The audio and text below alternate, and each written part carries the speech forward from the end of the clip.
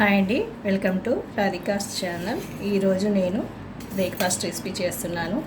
ఇడ్లీ చేస్తున్నాను. ఈ ఇడ్లీలు మనకు సాఫ్ట్గా మెత్తగా స్పాంజ్లా రావాలంటే నేను ఒక టిప్ చెప్తున్నాను. ఈ టిప్ ఫాలో అయితే మీకు కూడా ఇడ్లీలు అనేది సాఫ్ట్గా స్పాంజ్లా వస్తాయండి. స్కిప్ చేయకుండా చూడండి వీడియోని. ఇది ఎలా చేయాలని మనము ఇప్పుడు ప్రాసెస్లోకి వెళ్ళిపోదాము.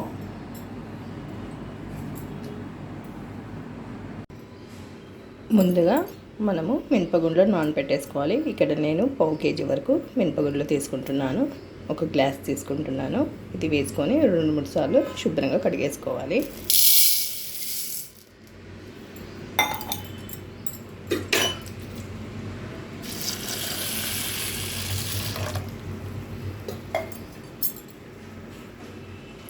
అలాగే ఇందులోకి ఒక 2 స్పూన్ల వరకు టేబుల్ స్పూన్ల సగ్గు బియ్యం వేసుకోవాలి. సాబ్దాన వేసుకోవడం వల్ల మనకి ఇడ్లీలు సాఫ్ట్గా వస్తాయి. ఇప్పుడు కడిగేసుకుందాము. ఇలా 3 సార్లు కడిగిన తర్వాత పప్పు మునిగేంత వరకు వాటర్ వేసుకొని ఉంచుకోవాలి.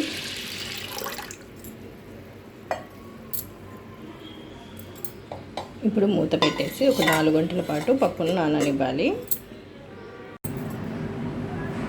ఇప్పుడు చూద్దామండి పప్పు నానిపోయిందో లేదా. 4 గంటల పైన అయ్యింది, నానిపోయింది. మళ్ళీ ఒకసారి శుభ్రంగా కడిగేసుకొని మిక్సీ పట్టుకుందాము.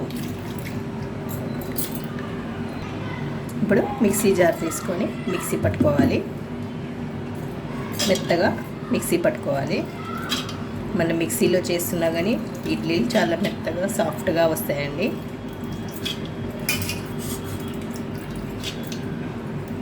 ఇప్పుడు మిక్సీ పట్టుకుందాము.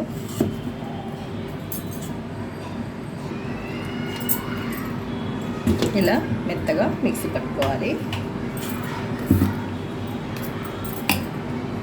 చూసారు కదా, ఇలా మెత్తగా పట్టుకోవాలన్నమాట.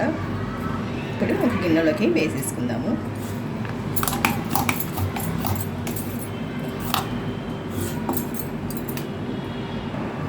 ఇలా గిన్నెలోకి వేసుకున్నాక మిగతా పప్పు కూడా మిక్సీ పట్టేసుకున్నాను. ఇది కూడా గిన్నెలోకి వేసేసుకుందాము. ఇప్పుడు ఈ పిండిని పక్కకు పెట్టేసుకోవాలి. వేరే ఒక గిన్నె తీసుకొని ఇందులోకి రవ్వ వేసుకోవాలి. ఇడ్లీ రవ్వ వేసుకొని శుభ్రంగా 2-3 సార్లు కడిగేసుకోవాలన్నమాట. ఇప్పుడు మనం ఏ గ్లాస్తో పప్పు తీసుకున్నామో అదే గ్లాస్తో 3 గ్లాసుల వరకు నేను ఇడ్లీ రవ్వ తీసుకుంటున్నాను. ఏం కాదండి, 3 గ్లాసులు అయినా కానీ మనకు మెత్తగా వస్తాయి.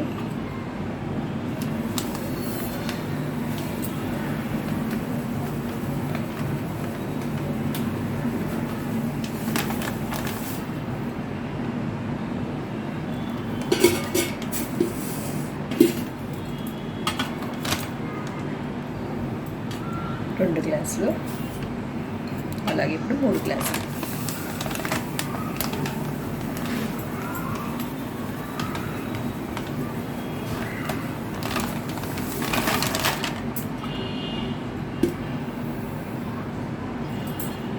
ఇప్పుడు శుభ్రంగా 3 సార్లు కడిగేసుకుందాము.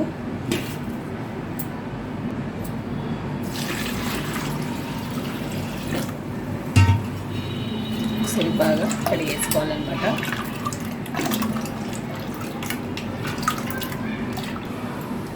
నేను గిన్నెని మార్చేసాను, కనిపిస్తలేదని చెప్పేసి ఇప్పుడు 3 సార్లు కడిగేసాను. గట్టిగా పిండేసుకొని మనం పప్పు రుబ్బిన దాంట్లో వేసేసుకోవాలి. ఇలా వేసేసుకోవాలన్నమాట. ఇలా మొత్తం వేసేసుకున్నాము. ఇప్పుడు రవ్వ మొత్తం వేసేసాను. బాగా కలిసే విధంగా కలుపుకోవాలి. పప్పు రవ్వ అన్నీ మొత్తం కలుసుకోవాలి.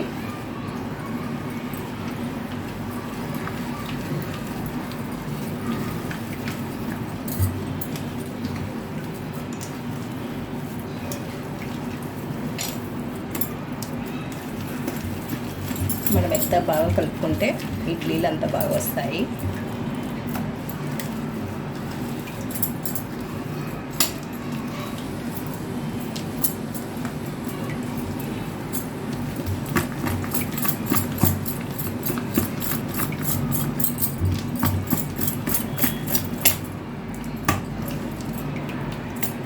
ఇలా ఒక 5 నిమిషాల పాటు, ఒక 2 నిమిషాలన్నా ఇలా కలుపుకుంటే బాగుంటుంది.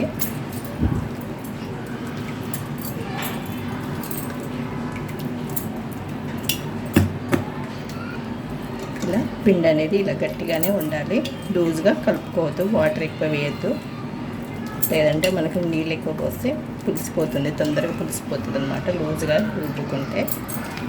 అందుకోసం ఇలా గట్టిగా ఉండాలి. మనకు పిండి నానిన తర్వాత ఇంకొంచెం లూజ్ అవుతుంది. మూత పెట్టేసుకోవాలి. ఒక 3-4 గంటల పాటు పిండిని నాననివ్వాలి. ఇప్పుడు 4 గంటల తర్వాత ఇడ్లీ చేసుకోవచ్చు. మీరు నెక్స్ట్ డే చేసుకోవాలి అనుకుంటే ఒక 4 గంటల తర్వాత ఫ్రిడ్జ్లో పెట్టేసుకోండి. ఇప్పుడు మూత పెట్టేద్దాము. 4 గంటల తర్వాత ఇడ్లీ చేస్తాను. 4 గంటల తర్వాత చూసారా పులిసిపోయింది పిండి. ఇప్పుడు మనము ఇడ్లీలు వేసేసుకోవచ్చు. ఒకసారి కలిపేసేసుకుందాము. ఎండాకాలం కాబట్టి తొందరనే పులుస్తుంది. ఒకసారి బాగా కలుపుకొని వేరే గిన్నెలోకి తీసుకుందాము. మనకి ఎంత అవసరం ఉంటే అంత తీసుకోవాలి. మొత్తంలో ఉప్పు వేసేస్తే మళ్ళీ ఇంకా ఎక్కువ పుల్లగా అయిపోతుంది పిండి అనేది. ఇడ్లీలు కూడా పుల్లగా వచ్చేస్తాయి. అందుకోసం మనకి ఎంత అవసరం ఉంటే అంతే పిండి తీసుకొని ఉప్పు వేసుకోవాలి. ఇప్పుడు ఒక గిన్నె తీసుకొని అందులోకి వేసుకుందాము. ఇప్పుడు ఇందులోకి కొంచెం ఉప్పు వేసుకోవాలి. అలాగే కొద్దిగా వాటర్ కూడా వేసుకొని కలుపుకోవాలి. కొంచెమే వేసుకోవాలి, మరీ జారుగా కాకుండా కొద్దిగా.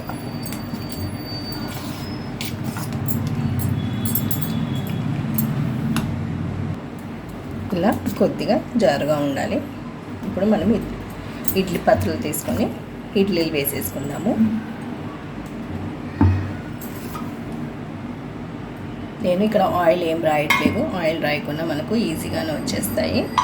కాకపోతే కొంచెం ప్లేట్లని కడిగేసి పెట్టేసుకోవాలన్నమాట.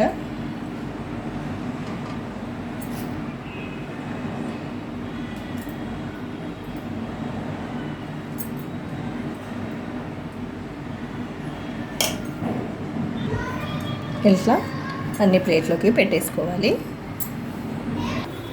ఇడ్లీ పాత్రలో కొన్ని వాటర్ వేసుకొని పెట్టేసుకోవాలి. ఒక 10 నిమిషాల పాటు మనం ఉడికించుకోవాలి మీడియం ఫ్లేమ్లో పెట్టుకొని మంటలో.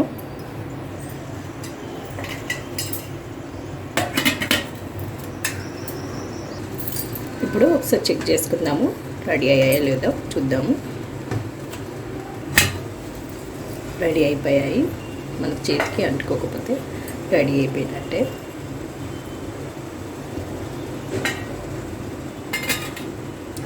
ఒక 2 నిమిషాలు ఉంచేద్దాము. ఇప్పుడు రెడీ అయిపోయింది. స్టవ్ ఆఫ్ చేసేస్తున్నాను. ఇడ్లీలు రెడీ అయినాక ఒక 2 నిమిషాల తర్వాత ఇలా తీసేసుకోండి. వెంటనే కాకుండా ఇలా తీసుకుంటే ప్లేట్కి అంటుకోకుండా నీట్గా వచ్చేస్తాయి.